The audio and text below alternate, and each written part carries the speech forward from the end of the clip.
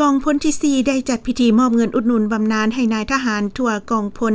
โดยการเข้าร่วมเป็นประธานของสหายพันเอกใจเพชรวงศ์เสนสมกรรมการคณะพักกระทรวงป้องกันประเทศหัวหน้าการเมืองกองพลที่4มีแผนกการที่เกี่ยวข้องตลอดห้อนายทหารผู้ที่พักการรับบำนาญเข้าร่วม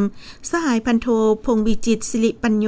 หัวหน้าแผนกนโยบายห้องการเมืองกองพลที่4ได้ผ่านข้อตกลงของรัฐมนตรีกระทรวงป้องกันประเทศว่าด้วยการปฏิบัตินโยบายให้นายและพลทหารในกองทัพประชาชนลาวและข้อตกลงว่าด้วยการอนุมัติให้นายทหารที่ได้รับเงินอุดหนุนบำนาญและเงินสดเสยจำนวน29สหายรวมเป็นเงินทั้งหมด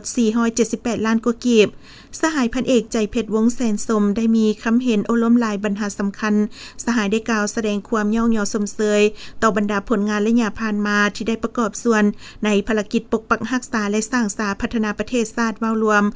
เฉพาะก็คือกองพลที่4ที่ได้ประกอบส่วนเห็นให้กองพลเติบใหญ่ขยายตัวก้าวขึ้นอย่างบ่หยุดยั้งพร้อมทั้งเฮียงห้องให้บรรดาสหายที่พักการรับบำนาญจงสืบต่อนำเอามูลเสื้ออาหารและความรู้ความสามารถของตนประกอบส่วนเข้าในองค์การจะตั้งของบ้านที่ตนอาศัยอยู่ประกอบส่วนศึกษาอมหมให้ลูกหลานมีคุณสมบัติศีลธรรมปฏิบัติมีความจงรักภักดีต่อภาครัฐประเทศชาติบ้านเมืองประกอบส่วนเข้าในการปกปักรักษาและสร้างสาพัฒนาบ้านเมืองก็คือสังคมให้มีความสงบปลอดภัย